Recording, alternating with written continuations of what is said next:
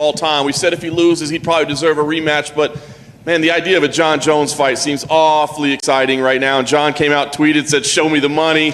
What appeals to you most? Because it seems like that would be an amazing super fight. If I'm Jon Jones and I'm home watching this fight, I start moving to 85.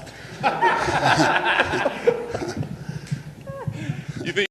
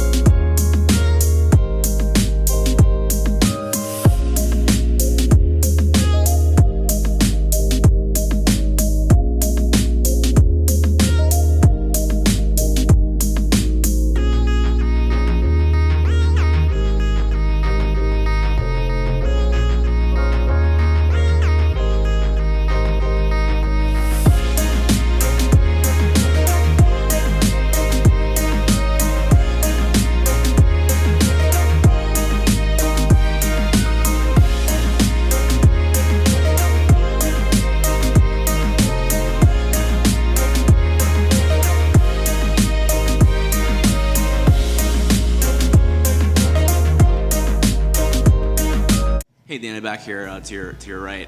Yep. I guess Jon Jones is watching. He tweeted since you've been up there. He said, "Go to 185. I didn't gain all this weight for no reason." Laughing face. I like it. That sounds serious. That sounds serious then, Jon. Call Hunter right now. Is that We the can fight? make that fight tonight, Jon. Call Hunter right now. That's the fight to make. Would you say? What's that? Jones and Ngannou is the fight to make, right? Well, Derek Lewis is the fight to make. But if Jon Jones really wants that fight, listen, it's one thing to go out and tweet and say you want it and I put on the weight and I did this and that. Do you want the fight? I promise you, we can call Derek Lewis or one of these other heavyweights and they want the fight. If Jon Jones really wants the fight, Jon Jones knows he can get the fight. All he's got to do is call and do it. Like I said, it's easy to say you want the fight, but if you really want the fight, Francis Ngannou is the heavyweight champion of the world right now. All he's got to do is pick up the phone and call Hunter, and we can get the deal done. Hunter, can you let me know if Jon Jones gives you a call? Okay, cool. Last thing, Dana. Now that Stipe's run is, over for now, can you just reflect on what?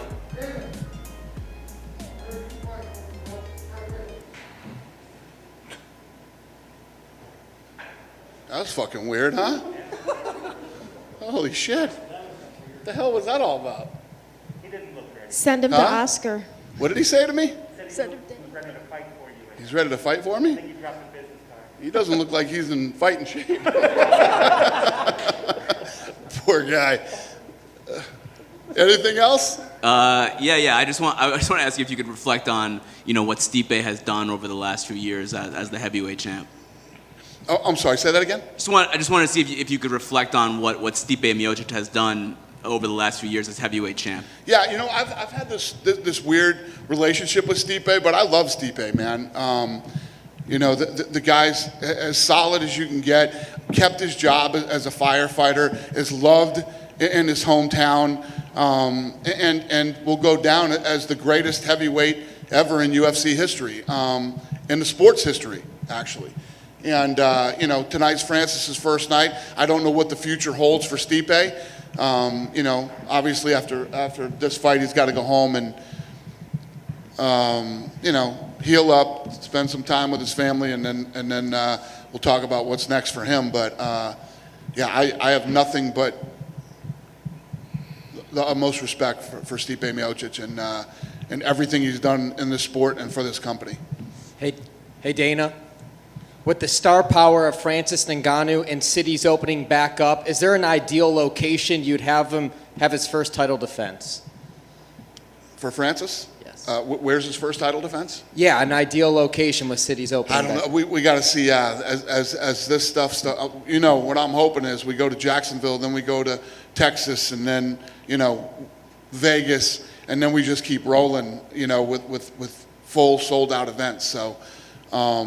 Obviously, you know, Francis would be a Vegas, New York City, Fight Island guy, you know what I mean? One of those locations.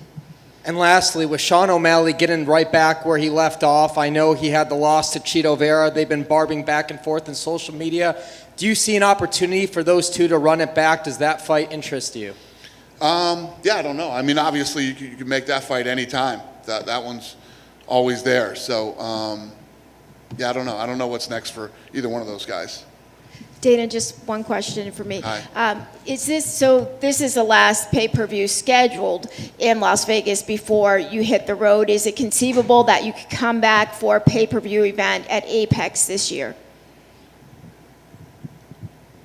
Do we think we'll do a pay-per-view here again? Yeah, I hope this not. year. I hope not. Would Listen, any listen, don't get me wrong. This is amazing. I'm sure it's a lot easier for you guys too. We pull right in the parking lot, we roll in.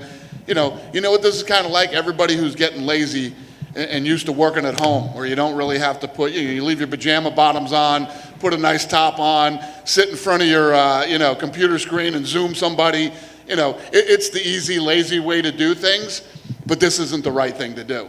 We should be in sold out arenas, fans packed, going crazy, and unfortunately we'll all have to start traveling to all these cities again, but that's the right thing to do.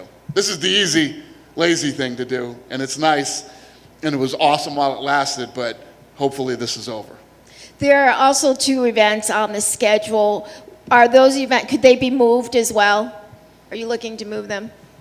Next two. There's the 10th that's here, and I believe the 17th. Yeah.